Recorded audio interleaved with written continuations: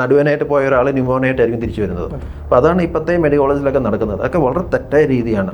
ഒരു സംസ്ഥാനം ഒരു ഹെൽത്ത് ഹബ്ബ് എന്നുള്ളൊരു പേര് കിട്ടണമെങ്കിൽ പാവപ്പെട്ടവനും പണക്കാരനും ഒരേപോലെ ട്രീറ്റ്മെൻറ്റ് ലഭ്യമാക്കണം എന്നുള്ളൊരവസ്ഥ, അതിലേക്കൊക്കെ വരാനായിട്ട് എന്താണ് നമ്മൾ ചെയ്യേണ്ടത്? നമ്മുടെ കേരളത്തിൽ ഹെൽത്ത് ഹബ്ബ് ആവാനുള്ള പൊട്ടൻഷ്യലുണ്ട്. പക്ഷേ ഹെൽത്ത് ഹബ്ബ് എന്ന് പറയാനുള്ള ഒരു ആയിട്ടില്ല. ബേസിക്കലി എന്ന് വെച്ചാൽ നമുക്ക് ഇപ്പോൾ ലോകത്തുള്ള എല്ലാ ഫെസിലിറ്റീസും മെഡിക്കൽ ഫെസിലിറ്റീസ് കേരളത്തിൽ ഉണ്ടോ എന്ന് ചോദിച്ചു കഴിഞ്ഞാൽ ഡെഫിനറ്റ്ലി ആൻസർ ഉണ്ടെന്നുള്ളതാണ്. പക്ഷേ ഈ ഫെസിലിറ്റി നമ്മുടെ കേരളീയർ എല്ലാവർക്കും അവൈലബിൾ ആണോ എന്ന് ചോദിച്ചു കഴിഞ്ഞാൽ അല്ല. ഇതിൻ്റെ അകത്തൊരു 30% ജനങ്ങൾക്ക് ഈ ടോപ്പ് ക്വാളിറ്റി ട്രീറ്റ്മെൻറ്റ് അവൈൽ ചെയ്യാൻ പറ്റുന്നുള്ളൂ. ബാക്കി 70% സബ്സ്റ്റാൻഡേർഡ് ലോ ക്വാളിറ്റി ട്രീറ്റ്മെൻറ്റ് തന്നെയാണ് തുടർന്ന് പോകുന്നത്. അതാണ് ഇപ്പോഴത്തെ ഏറ്റവും വലിയ കേരളത്തിൽ ഫേസ് ചെയ്യുന്ന ഏറ്റവും വലിയ ചാലഞ്ച്. ഒരു ഹെൽത്ത് ഹബ് ആണെങ്കിൽ അവിടുത്തെ എല്ലാ ജനങ്ങൾക്കും ആ high level of treatment access ഉണ്ടായിരിക്കണം. എന്നാലേ നമുക്കതൊരു ഹെൽത്ത് ഹബ് എന്ന് പറയാൻ പറ്റത്തുള്ളൂ. അപ്പോൾ ഈ ഒരു 10-20 വർഷം മുമ്പ് നമ്മൾ ഇവിടെ നിന്ന് വലിയ ട്രീറ്റ്മെൻറ്റ് അല്ലെങ്കിൽ ടോപ്പ് ട്രീറ്റ്മെൻറ്റ് വേണ്ടി എപ്പോഴും വിദേശത്താണ് പോകുന്ന ഒരു പ്രവണതയായിരുന്നു. ഇപ്പം വളരെ കുറച്ച് പേര് എന്ന് വെച്ചാൽ അവരൊരു മെൻ്റൽ സാറ്റിസ്ഫാക്ഷന് മാത്രം പോകുന്നവർ മാത്രമേ ഉള്ളൂ. പക്ഷേ മജൂരി ആൾക്കാർ ഇവിടെ തന്നെയാണ് അതിൻ്റെ ട്രീറ്റ്മെൻറ്റ്, കാരണം ഇറ്റ് ഈസ് അവൈലബിൾ. ഇനിയുള്ള ശ്രമം എന്ന് വെച്ച് കഴിഞ്ഞാൽ നമ്മുടെ എല്ലാ ജനങ്ങൾക്കും ഈ ഫെസിലിറ്റി എല്ലാവർക്കും അവൈൽ ചെയ്യുക എന്നുള്ളതാണ്. അപ്പം ഒരു പുരോഗതി ഡെവലപ്പ് കൺട്രീസിൽ ഒരിക്കലും നമ്മുടെ പേഴ്സണൽ ഇൻകം അല്ലെങ്കിൽ ഫൈനാൻഷ്യൽ സ്റ്റാറ്റസ് വെച്ചല്ല ഹെൽത്ത് കൊടുക്കേണ്ടത്. അത് കംപ്ലീറ്റ്ലി ഗവൺമെൻറ് ഫ്രീ ആയിട്ട് കൊടുക്കുന്നത്. ഫ്രീ ഹെൽത്ത്, ഫ്രീ എഡ്യൂക്കേഷൻ, ഇതായിരിക്കണം ഒരു ഡെവലപ്പ് കൺട്രിയുടെ ഒരു രീതി. അതിലേക്ക് നമ്മൾ കേരളം എന്ന് വരുന്നോ അന്ന് നമ്മൾ കേരളം ഒരു ഹെൽത്ത് ഹബ്ബ് നമുക്ക് ഡിക്ലെയർ ചെയ്യാൻ പറ്റും. നമ്മുടെ ഇന്ത്യയിലെ ഇപ്പം ഏറ്റവും നല്ല ഹെൽത്ത് സ്റ്റേറ്റാന്ന് ചോദിച്ചാൽ ഡെഫിനറ്റ്ലി കേരളമാണ്. അതുകൊണ്ട് ഡെഫിനറ്റ്ലി പോസിറ്റീവായിട്ട് തന്നെയാണ് കാര്യങ്ങൾ പോയിക്കൊണ്ടിരിക്കുന്നത്. പക്ഷേ ഇനി ചില ഈ സാധാരണ ആൾക്കാർക്കും കൂടി അത് എത്താനുള്ള കുറേ കാര്യങ്ങളുണ്ട്. അതിലേക്ക് നമ്മൾ കോൺസെൻട്രേറ്റ് ചെയ്യണം. എനിക്ക് തോന്നുന്നു നമുക്കിപ്പോൾ ഭയങ്കര ഒരു സാധാരണക്കാരെ സംബന്ധിച്ച് ട്രീറ്റ്മെൻറ്റ് കോസ്റ്റൊക്കെ ഭയങ്കര വലുതാണ്. പ്രത്യേകിച്ച് ന്യൂറോ സംബന്ധമായ അസുഖങ്ങൾക്കൊക്കെ ഭയങ്കര വലുതാണ്. ഒരു ഹെൽത്ത് ഹബ്ബിലോട്ട് എത്തുക എന്ന് പറയുന്നത് ഒരു പക്ഷേ നമ്മളെക്കാളും സാധാരണക്കാർക്ക് അവരുടെ ജീവൻ്റെ അത്രയും വാല്യൂ ഉള്ളൊരു കാര്യമാണ്. നമ്മളിപ്പോൾ നിൽക്കുന്ന കുറേ പ്രതിസന്ധികൾ നമ്മൾ എങ്ങനെ മറികടക്കും? ജനങ്ങൾക്ക് അവൈൽ ചെയ്യാനുള്ളൊരു ഭയം ഉണ്ടല്ലോ, അത് മാറണം. അത് മാറ്റിക്കൊടുക്കണം. അതുകൊണ്ട് ഏറ്റവും ആദ്യം ചെയ്യുന്നത് വെച്ച് കഴിഞ്ഞാൽ ഒരിക്കലും അവരുടെ സ്വന്തം ഇൻകമിൽ നിന്ന്, ഇപ്പോൾ പാവപ്പെട്ടവനായാലും റിച്ച് ആണെങ്കിൽ പോകുകയാണെങ്കിൽ അവർ ഇൻകമിൽ നിന്ന് ആയിരിക്കില്ല അവർക്ക് ഹെൽത്ത് അവൈൽ ചെയ്യേണ്ടത്. അപ്പോൾ ഇതിന് ശരിക്കും ചെയ്യേണ്ടതെന്ന് വെച്ചാൽ നമ്മുടെ ഗവൺമെൻറ് ഹെൽത്ത് എക്സ്പെൻഡിച്ചർ, അപ്പോൾ അത് കുറച്ച് വർഷങ്ങൾക്ക് മുമ്പ് വരെ അതൊരു 2-3% ആയിരുന്നു. ഇപ്പോൾ അതൊരു 4-5% ആയി. നമ്മുടെ സ്റ്റേറ്റിൻ്റെ GDP അറ്റ്ലീസ്റ്റ് ഒരു 12% ഹെൽത്ത് വേണ്ടി മാറ്റി വെക്കണം. ഒരു 8-10% ഡെവലപ്പ് കൺട്രീസിലെല്ലാം അങ്ങനെയാണ്. അത്രയും ഇത് മാറ്റി വെക്കണം. പിന്നെ ഈ ഹെൽത്ത് ഇൻഷുറൻസ് അത് കമ്പൾസറി ആക്കണം. എല്ലാ ജനങ്ങൾക്കും ഹെൽത്ത് ഇൻഷുറൻസ് അവൈൽ ചെയ്യാനുള്ള ഒരു ഫെസിലിറ്റി, അതിനൊരു സിസ്റ്റം നമ്മൾ ഡെവലപ്പ് ചെയ്യണം. അപ്പോൾ ജോലിക്കാരുടെ ജോലി കിട്ടിക്കഴിഞ്ഞാൽ അവർ ഫുൾ ഫാമിലി ഇൻഷുർഡ് ആവുന്ന, അല്ലെങ്കിൽ ഏതെങ്കിലും രീതിയിൽ ഗവൺമെൻറ് കൺട്രോൾ ആണെങ്കിലും ഇത് കോംപ്രിഹെൻസീവ് ആയിരിക്കണം. അല്ലാതെ ചില അസുഖം ഉണ്ടെങ്കിൽ മാത്രം ഇൻഷുറൻസ്, അത് തെറ്റായ രീതി. ഏത് അസുഖം നമുക്കറിയില്ല നമുക്ക് എന്താ അസുഖം വരുന്നതെന്നുള്ളത്. ക്യാൻസറിന് കുറേ കാശ് മേടിച്ചിട്ട് ഇങ്ങനെ ക്യാൻസർ ഫണ്ട് കാണിക്കും, ബാക്കി അസുഖങ്ങളൊക്കെ പറ്റുമ്പം അങ്ങനെ ഉള്ളതല്ല. കോംപ്രിഹെൻസീവ് എല്ലാ കാര്യങ്ങളും including medical check-ups, regular medical check-ups. ഇപ്പോൾ ഉള്ള മജോറിറ്റി ഹെൽത്ത് ഇൻഷുറൻസുകളും മെഡിക്കൽ ചെക്കപ്സ് സമ്മതിക്കത്തില്ല. അത് ശരിക്കും തെറ്റാണ്. ന്യൂറോ മിക്ക ഇതിലും ഇല്ല, ഇൻഷുറൻസുകളിലൊന്നും ന്യൂറോ കവർ ചെയ്യുന്നില്ല. എനിക്കൊരു ഇൻഷുറൻസിനെ പറ്റി കൃത്യമായ ഒരു അവയർനെസ് പലപ്പോഴും ഇൻഷുറൻസ് ഇപ്പോൾ ഉള്ളതൊക്കെ ഇൻഷുറൻസ് എടുക്കാമെന്ന് മാത്രമേ ഉള്ളൂ. അതെ ശരിക്കും ഇൻഷുറൻസുകൾ അത് ശരിക്കും ജനങ്ങൾക്ക് എങ്ങനെ അറിയാൻ പറ്റും? അവരെ ചോദിക്കുമ്പം ഹെൽത്ത് ഇൻഷുറൻസ് പറഞ്ഞാൽ ശരിക്കും അത് തെറ്റാണ്. ഇത് ഈ ഒരു ഇൻഷുറൻസ് കമ്പനിക്ക് ലൈസൻസ് കൊടുക്കുമ്പോൾ തന്നെ അവരെല്ലാ condition including health checkups, regular health ചെക്കപ്സിനുള്ള ഫെസിലിറ്റി കൊടുത്തിട്ട് വേണം അവർക്ക് ലൈസൻസ് കൊടുക്കാൻ. കാരണം ഈ ഹെൽത്ത് ചെക്കപ്സ് ഭയങ്കര ഇമ്പോർട്ടൻ്റ് ആണ്. ഒരു കമ്പനിയിൽ ജോയിൻ ചെയ്യുമ്പോൾ അവർക്ക് അവരുടെ എംപ്ലോയീസിന് റെഗുലർ ഹെൽത്ത് ചെക്കപ്സ് ഇയർലി അല്ലെങ്കിലും കൊടുക്കണം. അറ്റ്ലീസ്റ്റ് 40 years കഴിഞ്ഞ് കൊടുക്കാനുള്ള പ്രൊവിഷൻ ഉണ്ടാകണം. കാരണം ഏത് അസുഖം അല്ലെങ്കിൽ ഏത് ലൈഫ് സ്റ്റൈൽ ഡിസീസ് എത്രത്തോളം എയർലി സ്റ്റേജിൽ കണ്ടുപിടിക്കുന്നോ അത്രയും നല്ലത്. അതുകൊണ്ട് എയർലി സ്റ്റേജ് ചെയ്ത് കഴിഞ്ഞാൽ വളരെ കുറച്ച് നമ്മുടെ സ്റ്റേറ്റിൽ തന്നെ അതിൻ്റെ എക്സ്പെൻഡിച്ചർ ഭയങ്കരമായിട്ട് കുറയും. എയർലി സ്റ്റേജിൽ തന്നെ കണ്ടുപിടിച്ച് അത്രയും കുറച്ച് ചിലവിൽ അവരെ കൺട്രോൾ ചെയ്ത് കൊണ്ടുപോകാൻ പറ്റും. ഇത് എപ്പോഴും ഒരു കോംപ്ലിക്കേറ്റഡ് ലെവൽ എത്തിക്കഴിഞ്ഞ് പിന്നെ ട്രീറ്റ് ചെയ്യാന്ന് വെച്ച് കഴിഞ്ഞാൽ അത്ര എക്സ്പെൻസ് അങ്ങ് ഭയങ്കരമായിട്ട് എക്സ്കലേറ്റ് ചെയ്യും. അത് എപ്പോഴും തെറ്റായ രീതിയാണ്. ഞാൻ പല ആൾക്കാരെയും ഞാൻ കണ്ടിട്ടുണ്ട്. അതായത് ചെക്കപ്പ് ചെയ്യാൻ പറയുമ്പോഴേക്കും അയ്യോ വേണ്ട, ചെക്കപ്പ് ഒന്നും ചെയ്യേണ്ട, എന്തെങ്കിലും അസുഖം കണ്ടുപിടിച്ച് ചികിത്സിക്കണമല്ലോ എന്ന്. ശരിക്കും അത് വളരെ ഒരു ഫുളിഷ് കൺസെപ്റ്റാണ്. കാരണം ചെക്കപ്പ് ചെയ്ത് അസുഖം കണ്ടുപിടിക്കുക. അതുകൊണ്ട് ബേസിക്കലി നമ്മൾ ചെക്കപ്പ് എന്ന് പറയുന്നത് എന്തുകൊണ്ട് അവർ ചെക്കപ്പ് ചെയ്യാനായിട്ട് മടിക്കുന്നത്? കാരണം അവർ അത്രയും വെറുതെ ഒരു ഫൈനാൻസ് അവരുടെ അത്രയും അവരുടെ സ്വന്തം പോക്കറ്റിൽ നിന്ന് പോവാണ്. അത് മാറണം. എല്ലാവർക്കും ഫ്രീ ചെക്കപ്പ് അറ്റ്ലീസ്റ്റ് ഇയർലി അല്ലെങ്കിൽ ചെയ്യാൻ. ഹൈ റിസ്ക് ആൾക്കാർക്ക് 6 മന്ത്സോ അല്ലെങ്കിൽ 3 മന്ത്സോ ചെയ്യണം. പക്ഷേ ഒരു റെഗുലർ 40 ഇയേഴ്സുള്ള എല്ലാവർക്കും ഇയർലി ഫ്രീ ചെക്കപ്പ് ചെയ്യാനുള്ള ഒരു ഫെസിലിറ്റി നമ്മുടെ ഗവൺമെൻറ് പ്രൊവൈഡ് ചെയ്യണം. അത് പ്രോപ്പർ ഇൻഷുറൻസ് സ്കീമിലൂടെയുള്ള ഏത് രീതിയിലായാലും അത് നമ്മൾ അതിനുള്ള ഫണ്ട് വരണം. എത്രത്തോളം അവരെ ഹെൽത്തി ആയിട്ട് വെക്കാൻ പറ്റും അത്രത്തോളം നല്ലതാണ് രാജ്യത്തിന് പുരോഗതി. കാരണം ഈ ഒരുപാട് അസുഖമുള്ള ആൾക്കാരെന്ന് പറഞ്ഞാൽ അത്രയും ബർഡൻ സ്റ്റേറ്റിന് ബർഡൻ കൊടുത്തേ ഉള്ളൂ. അപ്പം ഏർലി സ്റ്റേജിൽ അത് കണ്ടുപിടിച്ച് അതിനെ കൺട്രോൾ ചെയ്ത് കൊണ്ടുപോകാനുള്ള ഒരു സിസ്റ്റം ഡെവലപ്പ് ചെയ്യണം. ഈ മെഡിക്കൽ ഹബ്ബ് നമ്മളിപ്പോൾ കേരള സർക്കാർ നമുക്ക് മുൻകൈ നിന്നാലും അതിൻ്റെ ഒപ്പം തന്നെ ഹോസ്പിറ്റലുകളും ഡോക്ടേഴ്സും ഇതിനോടൊപ്പം ചേരുക എന്ന് പറയുന്നൊരു പ്രോസസ്സ് കൂടി വരുന്നുണ്ട്. അതപ്പോൾ അതെങ്ങനെ സംഭവിക്കുന്നു? അത് ബേസിക്കലി നമ്മുടെ മാൻ പവർ വെച്ച് നോക്കുവാണെങ്കിൽ കേരളത്തിൽ ആക്ച്വലി ഓവർ സഫീഷ്യൻ എന്ന് വേണമെങ്കിൽ പറയാം. കാരണം ഇവിടുത്തെ പല ഡോക്ടേഴ്സും നഴ്സുമാരുടെ കാര്യത്തിൽ വേൾഡിൽ സപ്ലയറാണ്. കേരളം വേൾഡിൽ സപ്ലൈ ചെയ്യുന്നത്. എവിടെ പോയാലും ഒരു മലയാളി നഴ്സിനെ കാണാൻ പറ്റും. അതുപോലെ തന്നെ പല സ്ഥലത്തും മലയാളി ഡോക്ടേഴ്സിനെ കാണാൻ പറ്റും. അപ്പം മാൻ പവർ വെച്ച് നോക്കുവാണെങ്കിൽ ഡെഫിനറ്റ്ലി കേരളം സർപ്ലസ് അല്ലെങ്കിൽ സഫീഷ്യൻ്റ് വേണമെങ്കിൽ പറയാം.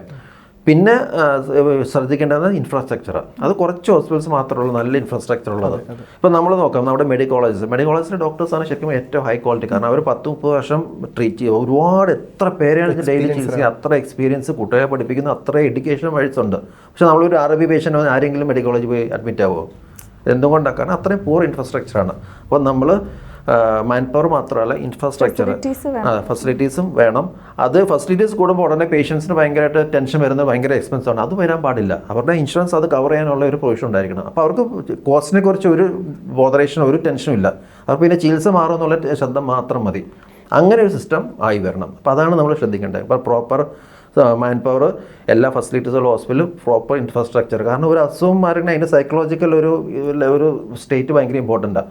ഒരു ബെഡിൽ പോയി ഒരു ബെഡിൽ തന്നെ 3 രോഗികളെ കിടത്തി ഭയങ്കരമായിട്ട് സ്ട്രെസ്, അവർ ഉറങ്ങുന്നില്ല, ഭയങ്കര സ്ട്രെസ് കൊടുത്തു കഴിഞ്ഞാൽ അവസാനം ഒരു നടുവനായിട്ട് പോയ ഒരാൾ ന്യൂമോണിയായിട്ടായിരിക്കും തിരിച്ചു വരുന്നത്.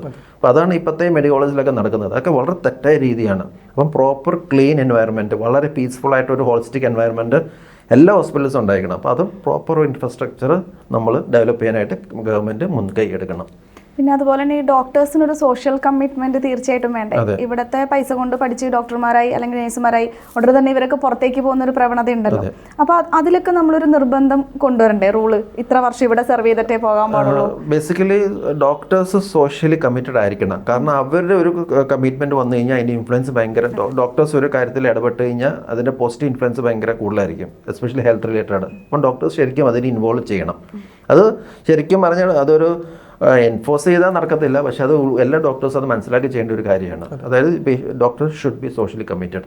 അവർക്ക് വരിക, ചികിത്സ ചെയ്യുക, പോകുമെന്ന് മാത്രമല്ല സൊസൈറ്റിക്ക് ഓവറോൾ ഡെവലപ്മെൻറ്റിന് വേണ്ടി ഡോക്ടേഴ്സ് ഇടപെട്ട് കഴിഞ്ഞാൽ അതിൻ്റെ പോസിറ്റീവ് ഇൻഫ്ലുവൻസ് ശരിക്കും ഉണ്ടാവും. അപ്പം ഡോക്ടേഴ്സ് ശരിക്കും സോഷ്യലി കമ്മിറ്റഡ് ആയിരിക്കണം. അത് നിർബന്ധമായിട്ടും ആൾക്കാർ ചിന്തിച്ച് ചെയ്യേണ്ട ഒരു കാര്യമാണ്.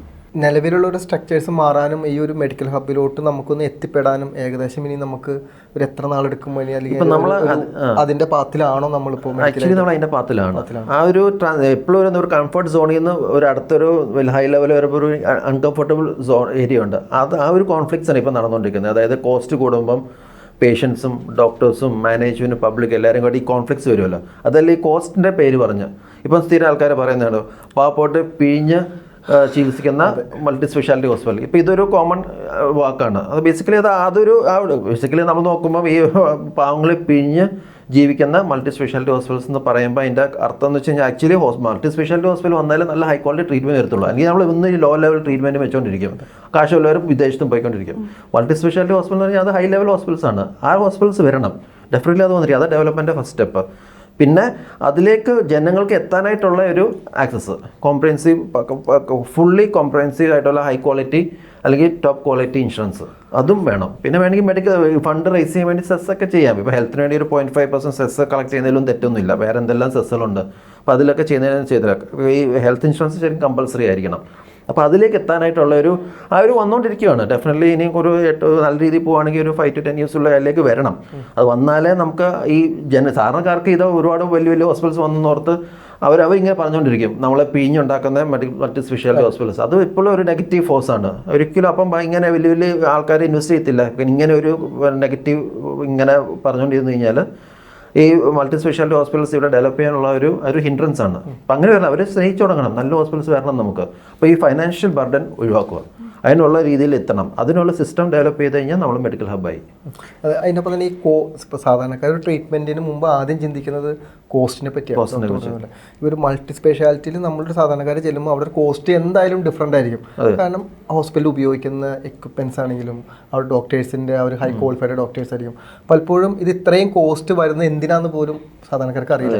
അവിടെയാണ് തെറ്റുകാരണം സംഭവിക്കുന്നത്. ഒരു പക്ഷേ ഇവരൊരു സാധാരണ ഒരു നോർമൽ ഹോസ്പിറ്റലായിട്ടായിരിക്കും ഈ മൾട്ടി സ്പെഷ്യാലിറ്റി ഹോസ്പിറ്റലായിട്ട് കമ്പയർ ചെയ്യുന്നത്. അപ്പോൾ ഈ കോസ്റ്റ് കൂടുന്നത് ആക്ച്വലി അതൊരു റേസബിൾ കാര്യമാണല്ലോ. സാധാരണക്കാരെ സംബന്ധിച്ച് അത് കൺട്രോൾ ചെയ്യാൻ പറ്റില്ല. ഒരു ഗവൺമെൻറ് തലത്തിൽ നിന്ന് മാത്രമേ നമുക്ക് ആ ഒരു കോസ്റ്റിനെ കൺട്രോൾ ചെയ്യുള്ളൂ. അപ്പോൾ ഹോസ്പിറ്റലുകാർ ചിന്തിക്കുമ്പോൾ അത്രയും എക്യുപ്മെൻറ്റ്സ് വെക്കുന്നത് കൊണ്ടും ഡോക്ടേഴ്സിന് പ്രൊവൈഡ് ചെയ്യുന്നതുകൊണ്ടാണ് അവരെ കോസ്റ്റ് ഈടാക്കുന്നത്. അപ്പോൾ അതിന് മാനേജ് ചെയ്യാൻ ഗവൺമെൻറ് തന്നെ ഇടപെടേണ്ടി വരുമല്ലേ? ഗവൺമെൻറ് തന്നെ ഇടപെടണം. ഈ ബേസിക്കലി മെഡിക്കൽ എക്യുപ്മെൻറ്റ്സ് ഹോസ്പിറ്റൽസ് എന്ന് പറഞ്ഞാൽ അത് ശരിക്കും ഒരു നല്ലൊരു 5 സ്റ്റാർ ഹോട്ടൽ പോലെ അല്ല, അതിലും കൂടുതൽ എക്സ്പെൻസീവ് ആണ്. ഒരു പ്രോപ്പർ ഇൻഫ്രാസ്ട്രക്ചർ ഹോസ്പിറ്റൽ പറഞ്ഞാൽ 5 സ്റ്റാർ ഹോട്ടൽ കൺസ്ട്രക്ട് ചെയ്യുന്നതിലും എക്സ്പെൻസീവ് ആണ്. കാരണം ഒരുപാട് കാര്യങ്ങൾ ശ്രദ്ധിച്ച് വേണം ചെയ്യണത്. അത് ഇവിടുത്തെ ഒരുമാതിരി ഇലപ്പെട്ട ഒരു ഹോസ്പിറ്റൽസ് അത്രയും ആ ലെവലിലേക്ക് എത്തുന്നില്ല. കാരണം അത് എത്താൻ പറ്റാത്തതുകൊണ്ടൊന്നുമല്ല, അത് അത്രയും ഇൻവെസ്റ്റ് ചെയ്താലും അതിന് റിട്ടേൺസ് കിട്ടാത്തതുകൊണ്ടും പല ആൾക്കാരും ബാക്ക് ഔട്ട് ചെയ്യും. പിന്നെ ഇത് സെൽഫ് സസ്റ്റെയിനിങ് ആണല്ലോ. പ്രൈവറ്റ് ഹോസ്പിറ്റൽസ് എല്ലാം സെൽഫ് സസ്റ്റെയിൻ. അവരെന്ത് ഇൻകം അവരെന്ത് പ്രോഫിറ്റ് വന്നാലും അവർ പ്രോഫിറ്റ് വെച്ചാണല്ലോ അവർ സസ്റ്റെയിൻ ചെയ്യുന്നത്. അത് എന്ന് പ്രോഫിറ്റ് പറഞ്ഞോ ആ സിസ്റ്റം കൊളാപ്സ് ആയി. അപ്പോൾ ഡെഫിനറ്റ്ലി അവർക്ക് ആ ഒരു പ്രോഫിറ്റ് ഇല്ലെങ്കിൽ ആ സിസ്റ്റം സസ്റ്റെയിൻ ചെയ്യത്തില്ല. അപ്പോൾ അത് പ്രോഫിറ്റ് വരണമെങ്കിൽ അതനുസരിച്ചുള്ള ഒരു ഇൻകം അവർക്ക് കിട്ടിയാലേ നടക്കത്തുള്ളൂ. അപ്പോൾ അത് ഇപ്പോഴും ഒരു പേഷ്യൻസിൻ്റെ ബർഡനായി മാറില്ല. എപ്പോഴും നമ്മൾ പറയുന്ന കാര്യം, ഒരിക്കലും അതൊരു പേഷ്യൻ്റെ ബർഡനാകാൻ പാടില്ല. അത് എപ്പോഴും എത്രത്താളും ഇങ്ങനെ കണ്ടിന്യൂ ചെയ്യുന്നു അതുവരെ ഇപ്പോൾ ഈ അൺനെസറി കോംപ്ലക്സുകൾ നടന്നുകൊണ്ടേയിരിക്കും. ആൾക്കാർ വെറുതെ അവസാനം ഈ നല്ല ഹൈ ലെവലിൽ ഒരു എത്തിക്കഴിഞ്ഞാൽ ഹോസ്പിറ്റൽസ് ആവശ്യമില്ലാത്ത തല്ലി തകർക്കുന്നതൊക്കെ പ്രവണതയൊക്കെ അതൊക്കെ ഇങ്ങനെ കണ്ടിന്യൂ ചെയ്യും. അപ്പം ഈ ഫൈനാൻഷ്യൽ ബർഡൻ എടുത്ത് മാറ്റുക. അത് മാറ്റാനായിട്ടുള്ള തോട്ട് പ്രോസസ്സ് ശരിക്കും ഗവൺമെൻറ്റിൽ നിന്നും പബ്ലിക്കിൽ നിന്ന് അതിനുള്ള ഇൻവോൾവ് ആയിട്ടുള്ള ആൾക്കാരും ഈ ഇൻഷുറൻസ് കമ്പനീസ് ഇവരെയൊക്കെ എല്ലാവരും പ്രോപ്പറായി ഡിസ്കസ് ചെയ്തിട്ട് അതിൻ്റെ ഒരു കറക്റ്റ് സിസ്റ്റം നമ്മൾ ഡെവലപ്പ് ചെയ്ത് എടുക്കണം. അപ്പോൾ ഈ ഒരേ സർജറിക്ക് തന്നെ പല ഹോസ്പിറ്റലിൽ പല റേറ്റ് അല്ലേ? അതെന്താ അങ്ങനെ വരുന്നത്?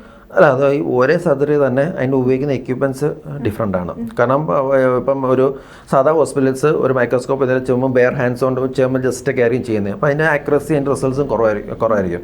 പക്ഷേ നല്ല ഹൈ ഹോസ്പിറ്റൽസ് പോകുമ്പോൾ അതിൻ്റെ യൂസ് ചെയ്യുന്ന നമ്മുടെ ന്യൂറോ സർജറിയാണ് അതിന് യൂസ് ചെയ്യുന്ന microscope, neuro navigation system, neuro monitoring system, Cavitron, ultrasonic aspirator, അങ്ങനെ പല എക്യുപ്മെൻറ്റ്സ് ആണ്. പിന്നെ അതുപോലെ യൂസ് ചെയ്യുന്ന സ്വിച്ചേഴ്സ്, അതിൻ്റെ നമ്മൾ കൊടുക്കുന്ന മരുന്നുകളുടെ ക്വാളിറ്റി, പിന്നെ ഇംപ്ലാന്റ് എന്ന് വെച്ച് കഴിഞ്ഞാൽ ഇപ്പം ഇന്ത്യൻ 10,000 രൂപയ്ക്ക് ഇന്ത്യൻ ഇംപ്ലാന്റ്, അത് സെയിം വളരെ ഹൈ ക്വാളിറ്റി ഇംപ്ലാന്റ് 2 ലക്ഷം രൂപ വരെ എടുക്കും. പക്ഷേ ആ ഇംപ്ലാന്റ് ക്വാളിറ്റി മാരുതിയും ഒരു വിവരമില്ലാത്ത ഒരാളോട് അല്ലെങ്കിൽ മാരുതിയും ബെൻസും തമ്മിൽ എന്താ വ്യത്യാസം വെച്ചാൽ അയാൾ നോക്കി രണ്ടും കാറാണ് അതേ പറയത്തുള്ളൂ. പക്ഷേ ഒരു അറിവുള്ള ഒരാളോട് മാരുതിയും ബെൻസും തമ്മിൽ വ്യത്യാസം ചോദിച്ചാൽ ഒക്കെ മനസ്സിലാവും. അതുപോലെ ഡിഫറൻസ് ഉണ്ട്.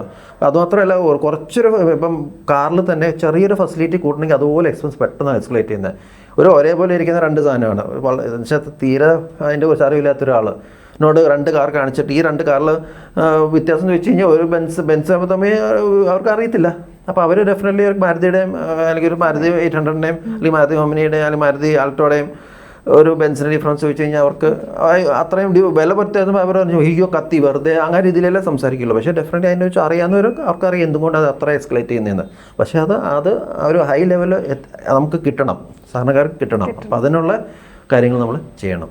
ഡെഫിനറ്റ്ലി ഹെൽത്ത് കെയർ ഒരു 10% ക്വാളിറ്റി ഇംപ്രൂവ് ചെയ്താൽ എക്സ്പെൻസ് ചിലപ്പോൾ ഒരു 100% ആയിരിക്കും കൂടുന്നത്. അതങ്ങനെയാണ്, അത്രയും ഫാസ്റ്റായിട്ടാണ് എസ്കലേറ്റ് ചെയ്യുന്നത്. ഡോക്ടർ, ഇപ്പോൾ ഈ മെഡിക്കൽ ഹബ്ബ് എന്ന് പറയുന്നത് സാധാരണക്കാരെ സംബന്ധിച്ച് നേരത്തെ പറഞ്ഞത് തന്നെ ഒരു ഭയമാണ്. അതിൻ്റെ ഒപ്പം തന്നെ അതൊരു എനിക്ക് തോന്നുന്നു ഏറ്റവും കൂടുതൽ സാധാരണക്കാർക്കായിരിക്കും ഇതിൻ്റെ ഒരു യൂസ് അല്ലെങ്കിൽ ഒരു ഗുണം പ്രതീക്ഷിക്കുന്നത്. ഒരു പക്ഷേ നിപ്പിൽ എന്താ ആളുകൾക്ക് സംഭവിക്കണമെന്ന് നമുക്ക് പറയാൻ പറ്റില്ല. പലപ്പോഴും ആളുകൾ കുഴപ്പമില്ല ഞാൻ ട്രീറ്റ്മെന്റ് നിർത്തി തിരിച്ചു പോരാന്ന് പറയുന്നത് അവന്റെ അവസ്ഥ കൊണ്ടാണ്, സാമ്പത്തികമില്ലായ്മ കൊണ്ടാണ്. പലപ്പോഴും പലതും മരിച്ചു പോവാണെങ്കിൽ പോട്ടെ എന്ന് വരാൻ ചിന്തിക്കുന്ന ആളുകളുണ്ട്. പേഷ്യൻസിന്റെ കൂടെ വരുന്ന ബൈസ്റ്റാൻഡേഴ്സ് ഉണ്ട്.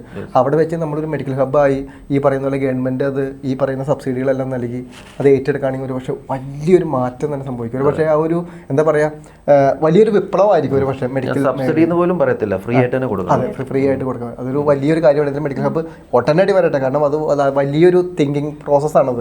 പലപ്പോഴും ആരും അങ്ങനെ ചിന്തിക്കാറില്ല. എപ്പോഴും ആ ഒരു നോർമൽ നമ്മൾ ഇതുവരെ കടന്നു പോയ ആ ഒരു നോർമൽ വേയിലൂടെ തന്നെ നമ്മൾ ഇപ്പോഴും പോകുന്നത്. ഇതിന്റെ അടുത്ത ലെവൽ എന്താ നമ്മൾ ഒരിക്കലും ചിന്തിച്ചിട്ടില്ല. പൈസ ഉണ്ടെങ്കിൽ ചികിത്സിക്കാം, പൈസ ഇല്ലെങ്കിൽ ചികിത്സിക്കേണ്ട എന്നുള്ള ചിന്തയോടെ എല്ലാവരും എത്തി. എന്തെങ്കിലും അതൊരു വലിയൊരു കാര്യമാണ്. എന്തെങ്കിലും ഉടനടി നടക്കട്ടെ അല്ലേ. Thank you.